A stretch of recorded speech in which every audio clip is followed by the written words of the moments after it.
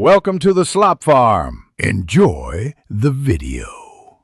You need admin access. That's essential because uninstalling system apps requires elevated rights. First, open Start and jump straight to Settings, then to Apps. Once in Apps and Features, use the search box and type Xbox to surface every related package. Make sure to note which Xbox app variant appears: Xbox, Xbox Game Bar, or Xbox Console Companion, because each removes differently.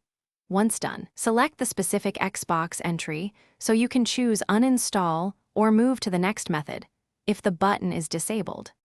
If settings won't uninstall, use PowerShell with admin rights because it handles protected packages. Type getapps package *Xbox* to list installed Xbox packages tied to your account. Inspect package full name so you remove the right one.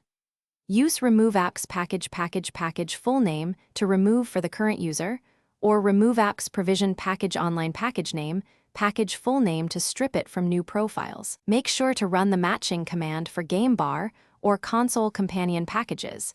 This prevents orphaned entries and frees resources.